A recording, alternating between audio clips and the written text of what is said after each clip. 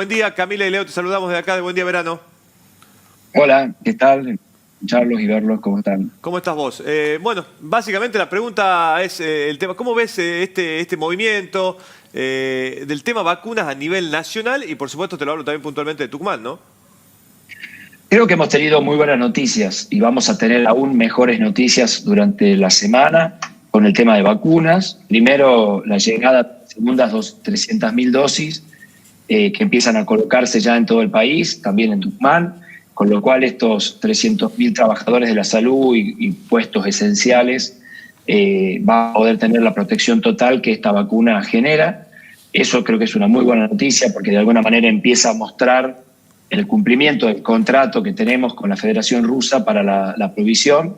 Recuerden que este mismo contrato prevé 5 millones de dosis antes de fin de mes. Esperamos también y entiendo que se están terminando ya los detalles para saber desde qué planta de producción van a llegar a la Argentina y ya con la llegada de esas vacunas poder empezar la campaña grande de vacunación para COVID en la Argentina.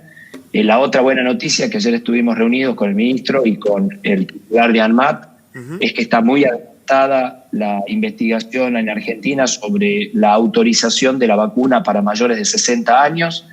Te diría que es prácticamente un hecho que en los próximos días esta vacuna también esté autorizada para ese grupo etario, que para nosotros es fundamental porque nosotros tenemos que cuidar, sobre todo con la vacuna, a aquellos grupos más vulnerables. Y uno de los grupos vulnerables, además de los médicos de la primera línea, son justamente... No, ahí se perdió un poco la comunicación. Sí, se cortó el audio. La autorización y la autorización de mayores de 60 años, sí. Tenemos dos noticias excelentes para empezar febrero de otra manera. Diputado, ¿qué pasó al final con la vacuna de Pfizer? ¿Se logró llegar a un acuerdo? ¿No? ¿Se van a comprar? ¿Van a venir al país? Y la verdad que ustedes saben que yo soy diputado, nosotros no estamos en la negociación. Sí. Lo que nosotros hicimos desde la Cámara es habilitar con una ley la modalidad de contratación que las empresas requerían, que eran confidencialidad, prórroga de jurisdicción, que el Estado pague las indemnizaciones. Sí. Al parecer, lo que nosotros tenemos entendido, por lo menos, es que a Pfizer la cláusula que decía que las indemnizaciones la Argentina las iba a pagar siempre y cuando no se demuestre negligencia por parte del laboratorio, no les convenció. Ellos querían que sí o sí cualquier situación de negligencia igual el Estado argentino pague las indemnizaciones. Y esto hay que explicarlo. No es común que un comprador de un medicamento pague indemnizaciones si el medicamento tiene efectos colaterales indeseados. Claro. Eso es rarísimo. Claro. Se ha hecho por ley específicamente esta autorización en un mundo en que las vacunas se han hecho en forma rápida, no se han podido terminar todos los estudios, hay algún riesgo en este sentido, pero el riesgo siempre es mucho menor que el riesgo de enfermarse. Entonces los países han autorizado de emergencia estas vacunas y eso está todo bien entendido. La Argentina se haría cargo de las indemnizaciones como lo va a hacer con la vacuna rusa o con la de Oxford AstraZeneca. No hay problema. Claro. Ahora, en ambos casos, Rusia y AstraZeneca, si el laboratorio comete negligencia, o sea, el laboratorio prometió en su contrato que iba a hacerle 3 controles a la vacuna antes que salga de fábrica y le hizo 2 o le hizo 1, y eso se demuestra, entonces paga el laboratorio, porque nosotros compramos una vacuna con 3 controles. Y este es el tema que no se pudo cerrar con Pfizer. Igual, de verdad, Argentina tiene entre la Federación Rusa, entre AstraZeneca y con el Fondo COVAX de Naciones Unidas, 51 millones de dosis precontratadas, inclusive en parte pagadas, y que si los contratos se cumplen, ¿por qué lo aclaro? Porque, por ejemplo, Pfizer no ha podido cumplir con todas sus obligaciones que ha ofrecido en el mundo, porque se enfrentan a un aumento, a una escala de producción tal a la cual no estaban preparados y evidentemente, como la demanda es tan alta, a veces no pueden cumplir. Entonces, entendiendo que todo anda bien, nosotros tenemos ya 51 millones de dosis, 25 millones y un poquito más de argentinos van a estar vacunados. Recuerden que todos necesitan 2 dosis. Todavía es la mitad de nuestra población, un poquito más. Acuérdense que los menores de 18 años todavía no se pueden vacunar, las embarazadas no se pueden vacunar, algunos pacientes con inmunodeficiencias o enfermedades que están en curso no se pueden vacunar. Entonces, no somos los 43, Claro. 44 millones de argentinos los que nos tenemos que vacunar, pero de todas maneras nos hacen falta más vacunas. Ujú. Entonces el Ministerio está trabajando con una vacuna china de Sinopharm, está trabajando con una vacuna china y canadiense que se llama CanSino, está trabajando con una compañía norteamericana que se llama Johnson & Johnson, que es la vacuna de Janssen, Sí. y no ha dejado de trabajar con Pfizer, pero todavía ninguna de esas cosas están concretas y por Claro. eso es que por ahora lo que tenemos son estas 50 millones de dosis que para lo que el mundo está, digamos, consiguiendo vacunas y la región de Latinoamérica de vacunas, somos realmente un país que ha tenido, digamos, una visión bastante acertada en dónde apostar. Se demoniza mucho, Pablo, el hecho de que sea, y te lo pongo entre comillas, vacuna rusa, vacuna china, quizás porque uno lo tiene asociado un poco a lo chino, a lo trucho, ¿no? Por decirlo de alguna manera, y también porque se ha mal informado sobre cómo llegaba la vacuna, si era efectiva o no era efectiva. Me parece que sí, que hay algo de demonización en ese sentido, pero y también nosotros somos un país que habitualmente tiene muchos más vínculos culturales y inclusive turísticos con Occidente que con Oriente. Nuestras culturas son mucho más occidentales que orientales. Entonces, hay una serie de cosas que hacen que de alguna manera nos parezca más cercana a una vacuna inglesa que una vacuna rusa o china. Ujú. Ahora, lo chino y lo ruso en materia tecnológica y Sí. de investigación tiene un nivel mundial que tiene, Que es muy alto. que tiene un nivel absolutamente incontrastable. Claro. O sea, yo entiendo que los chinos vendan cosas de muy baratas y de mala calidad, pero cuando quieren construir las ciudades que construyen ciudades de altísima calidad, autos de altísima calidad, y están siendo una potencia en crecimiento enorme en el mundo que hay que mirar con mucha atención. Sí. Así que me parece que en este sentido lo que nosotros hacemos argentinos es confiar en nuestras organizaciones de control. ANMAT está siendo súper riguroso en este sentido. Ustedes saben que la vacuna rusa se ha presentado ayer en la Unión Europea para aprobación Sí. también.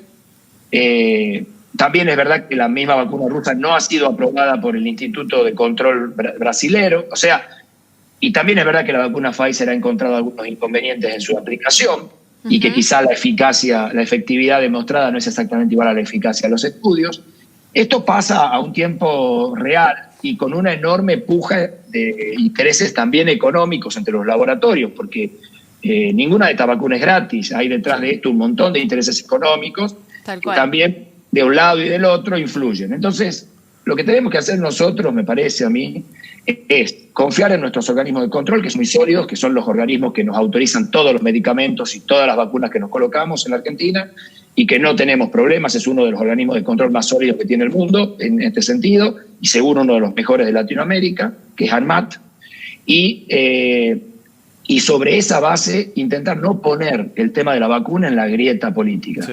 Porque en definitiva la posibilidad de que hoy tengamos vacunas, que es verdaderamente un éxito del gobierno, no se hubiera conseguido sin el apoyo también de la oposición en el Congreso, que generó las normas y las leyes para que se puedan comprar las vacunas. Entonces, lo importante sería que todos nos sentamos parte de que este tema es una respuesta de Argentina que es muy buena y que es responsabilidad de todos cuidarla, sobre todo porque si no genera desconfianza en la población.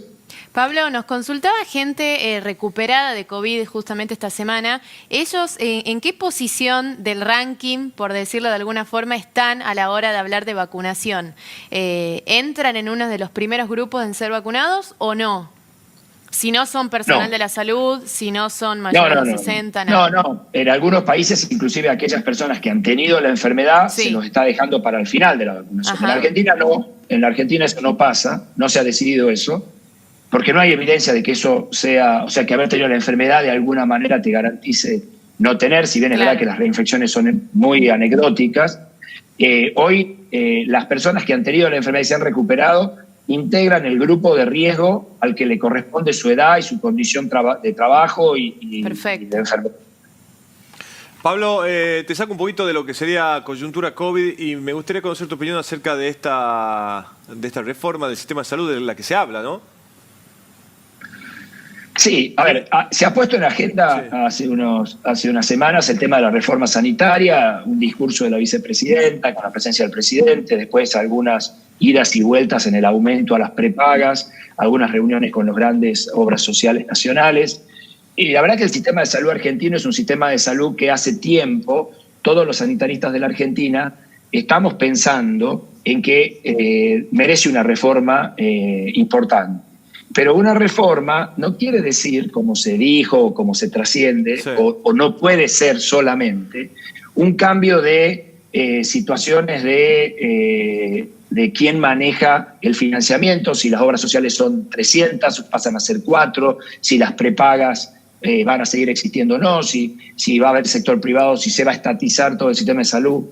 La Argentina tiene un sistema de salud mixto, va a mantenerse como tal. El sistema de salud mixto significa que mitad de la población se atiende por rentas generales en los hospitales públicos, la otra mitad se atiende por seguridad social a través de aportes, contribuciones, que una pequeña parte de la población se atiende con seguros privados o prepagas. Ese sistema de financiamiento, cambiarlo en la Argentina no tendría hoy una lógica de poder hacerlo y me parece que no tiene ningún sentido. Tampoco me parece que la Argentina pueda darse el gusto o el lujo de pasar a un sistema totalmente público, totalmente privado. Nosotros tenemos un sistema en el que la mitad de los efectores son públicos y la mitad de los efectores son privados. Eso también debe ser sostenido. Entonces, ¿qué es lo que tenemos que hacer? Tenemos que integrar a todos estos componentes que tiene el sistema en un sistema que sea mucho más interrelacionado, mucho más controlado y que mejore los estándares de calidad. Nosotros tenemos la seguridad social, la obra social más grande de la Argentina, que es el PAMI, es independiente. Sí, bueno, después tenés las obras sociales provinciales, después tenés las obras sociales gremiales, después tenés las obras sociales universitarias, todas separadas. Entonces hay que intentar ver cómo se interactúa. Bueno, y también te agregué un poco, ¿no? Si hay algo que siempre mencionan los inmigrantes que vienen a nuestro país, que tanto la salud como la educación son públicas, entonces cuando uno tiene que elegir irse de su país y buscar a otro, creo que pica en punta Argentina por esa situación, ¿no?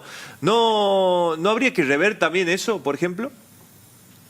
La salud en la Argentina es un derecho constitucional consagrado en los pactos internacionales que nuestra Constitución del 94 define. También es un derecho constitucional en casi todas las constituciones provinciales y es muy clara, la Constitución no limita el derecho a la salud a nadie que en la Argentina se encuentre. O sea que así como cuando algún argentino se ha hecho famoso porque se fue a vacunar en Estados Unidos con la vacuna norteamericana y lo aplaudíamos, me parece que también cuando algún hermano latinoamericano está viviendo en Argentina o en Argentina necesita la atención médica, el sistema de salud se la puede dar.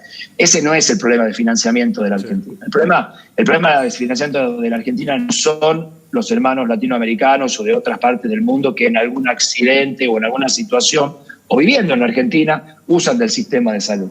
El sistema de salud argentino tiene otros problemas de financiamiento que tienen que ver con la eficiencia, con los fondos destinados a la salud. O sea, ahora la salud está en las primeras tapas de todos los diarios, como acabamos de leer y ustedes escuchaban.